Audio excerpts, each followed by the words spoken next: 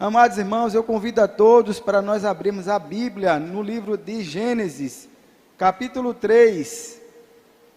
Gênesis, capítulo 3, versículo 7 até o 10. Gênesis, capítulo 3, versículo 7 até o 10. E depois o versículo 21, que diz assim: Então foram abertos os olhos de ambos, e conheceram que estavam nus, e confeccionaram folhas de figueira, e fizeram para si aventais. E ouviram a voz do Senhor Deus, que passeava no jardim pela viração do dia, e escondeu-se Adão e sua mulher da presença do Senhor Deus, entre as árvores do jardim.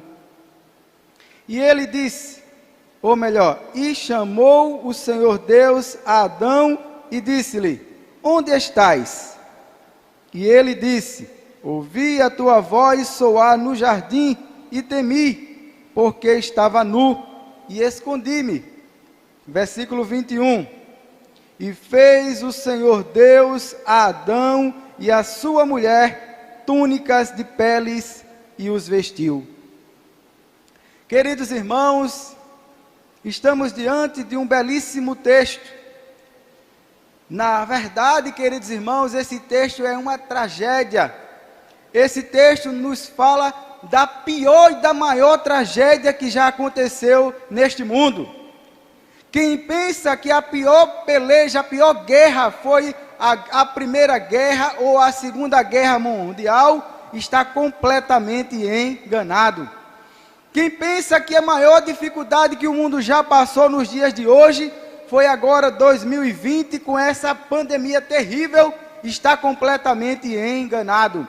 Nós estamos diante de um texto que vai nos falar, que todos já ouvimos, já lemos várias vezes, do pior e do maior desastre que aconteceu em toda a história entre os homens.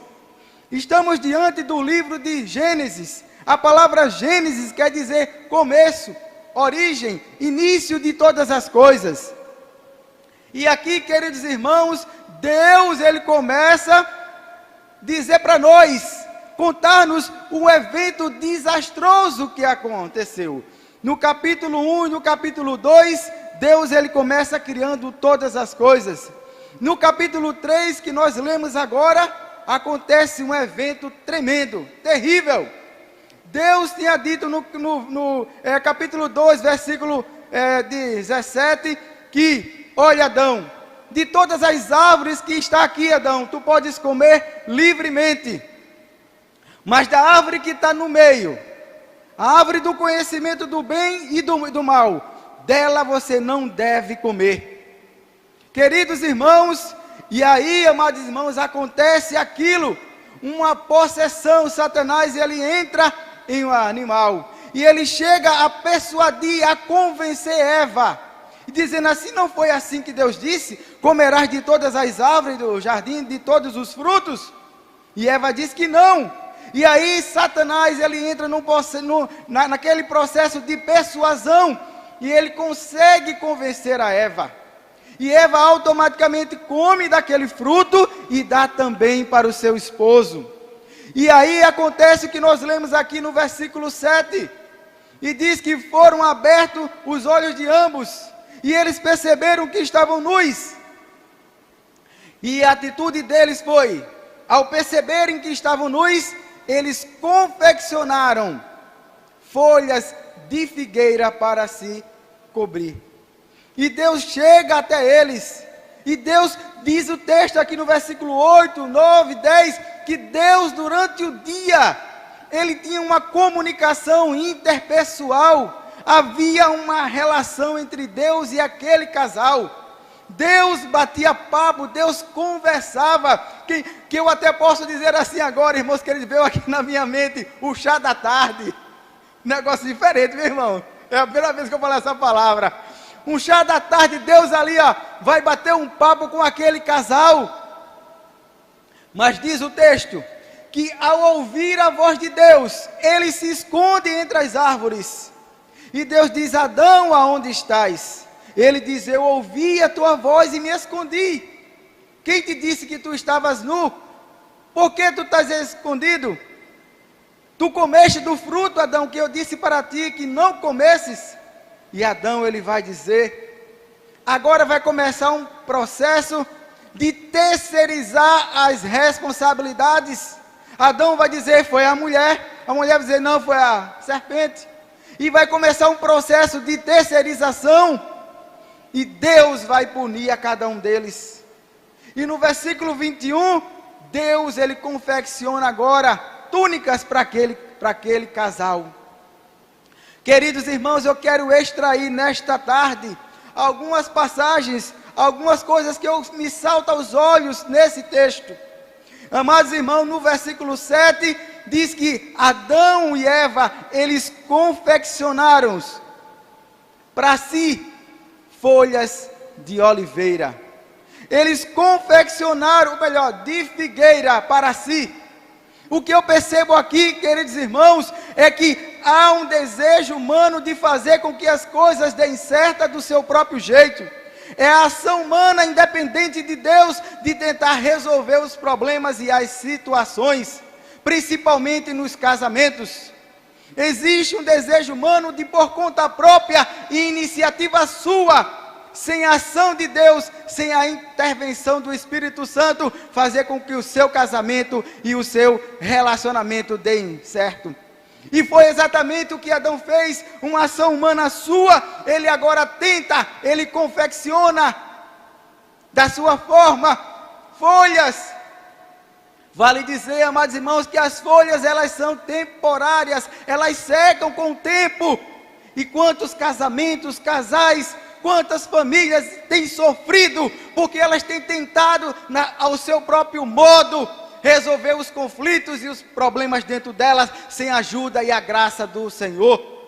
Mas eu quero dizer nesta tarde, que Deus está aqui, o Espírito Santo está aqui, e Ele é o autor e consumador das famílias. Aleluia, louvado seja Deus.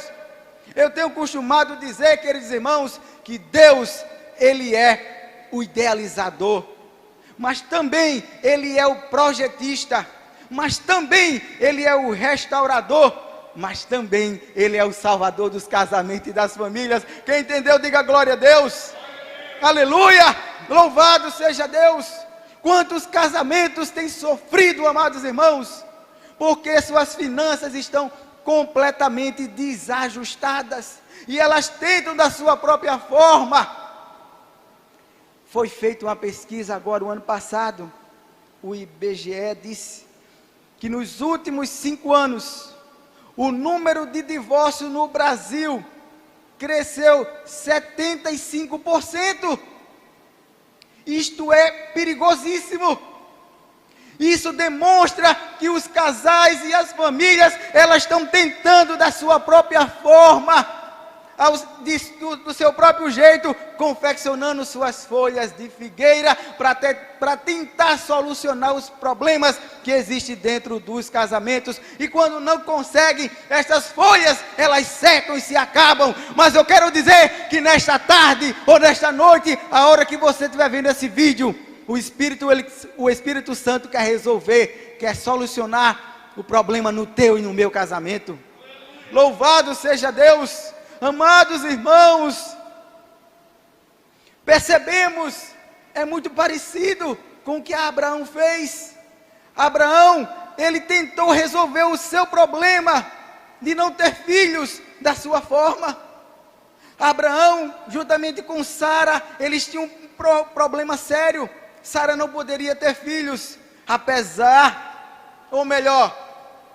por mais que eles soubessem da promessa gloriosa, quando Deus chama eles no capítulo 12 de Gênesis, dizendo que eles seriam pai de uma grande nação. Passam-se 10 anos, não acontece nada, Sara continua sem ter filhos. E agora, Sara tem uma brilhante ideia. Sara diz assim: eu já sei o que é que eu vou fazer. Simples demais. Eu tenho uma serva, vou entregar para Abraão. Ela vai ser uma barriga de aluguel, está resolvido o problema. Deixa eu te dizer uma coisa, guarde esta frase: ações impensadas geram consequências indesejáveis. Ações impensadas geram consequências indesejadas. E o que é que aconteceu? Diz o texto que daqui a pouco Agar se vê grávida e ela começa a esbanjar agora, a desprezar Sara, e Sara dá-lhe uma pisa boa. Eu não sei se tem pisa boa não, irmão, é só uma figura de linguagem. Eu nunca ouvi falar de pisa boa, mas dá-lhe uma surra, aflige ela, Agar foge, e o anjo do Senhor aparece e Agar diz: volta, porque esse rapaz ele vai ser uma grande nação, te humilha para tua serva.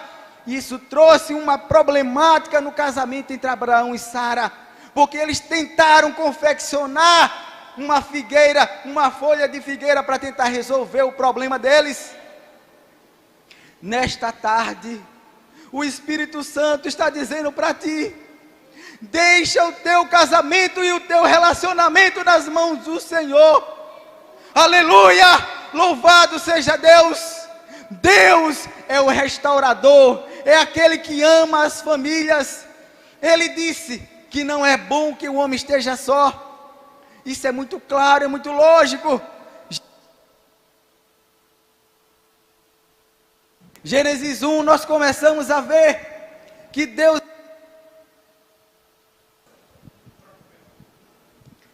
ele começa a fazer todas as coisas, e à medida que Deus vai fazendo, ele vai dizendo: isto é bom.